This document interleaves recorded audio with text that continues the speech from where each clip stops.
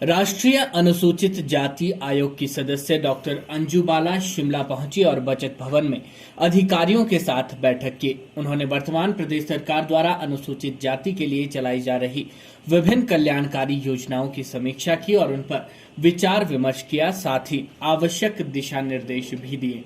इस मौके पर जिला कल्याण अधिकारी कपिल शर्मा ने विभाग की जन कल्याणकारी योजनाओं का विस्तृत ब्यौरा आयोग के समक्ष प्रस्तुत किया। बैठक में राष्ट्रीय आयोग के निदेशक SK सिंह, उपायुक्त शिमला आदित्य नेगी, अतिरिक्त जिला दंडाधिकारी प्रोटोकॉल सचिन कमल और विभिन्न विभागों के आला अधिकारी मौजूद रहे। इस मौके पर अंजू बाला ने केंद्र सरकार की समावेशी नीतियों एवं उपलब्धियों पर प्रकाश डाला और वंचित वर्ग को समाज की मुख्य धारा में शामिल करने पर बल दिया। डॉक्टर अंजू बाला ने अनुसूचित जाति के कर्मचारी एवं जनप्रतिनिधियों से सीधा संवाद स्थापित किया और उनकी समस्याओं पर विस्तृत चर्चा की।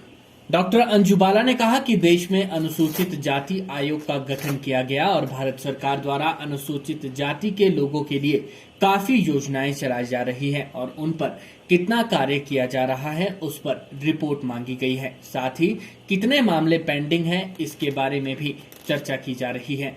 ये आज मेरा ऐसे तो आई मैं परसों से हूँ, 3 दिन का दौरा है मेरा और कल खत्म हो जाएगा।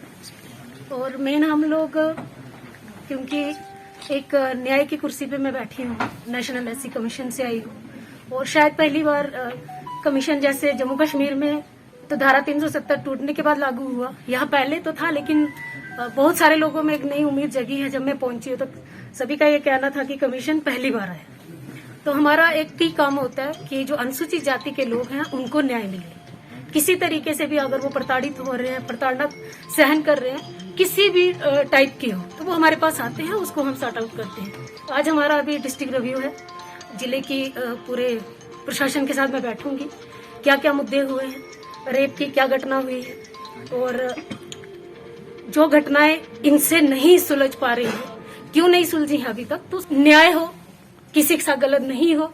एक संवैधानिक पद पे मैं बैठी हूँ तो उस कुर्सी से मैं जो न्याय कर सकती हूँ अपने लोगों के लिए, समाज के लिए। और डिस्ट्रिक्ट रिव्यू से अभी हम लोग मीटिंग करेंगे, हम देखेंगे कितने केस पेंडिंग हैं, कितने अभी तक हरासमेंट के केस आए हैं, कितने ये सुलझा पाए हैं, वो सारे बातें लेके आज हम उपस्थित हो। देखिए, सम्मान जब आयोग कोई भी बनाया जाता है, आपकी डिमांड से जय के संवैधानिक पद है, आयोग की आपकी डिमांड होगी वो बना और जिस आधार पे वही है। अगर एट्रोसिटी की आप बात करेंगे, अगर ये कभी केस होंगे ही नहीं, मुद्दे आएंगे ही नहीं, तो कोई भी नहीं चाहता कि SC/ST एक्ट लगे। तो हमारी तो प्राथमिकता वही है। हम लोग एक समरसता का भाव के लिए यहाँ पे आए हैं कि ऐसी कोई सिचुएशन क्रिएट ना हो, ऐसी कोई सिचुएशन, कोई इस तरीके की घटनाएं ना हो।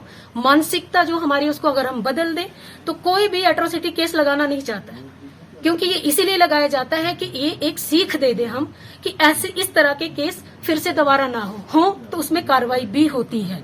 नहीं तो किसी का ये मन नहीं होता है कि SC/ST एक्ट अपनी जबरदस्ती लगाया जाए। ये एक बचाव के लिए है।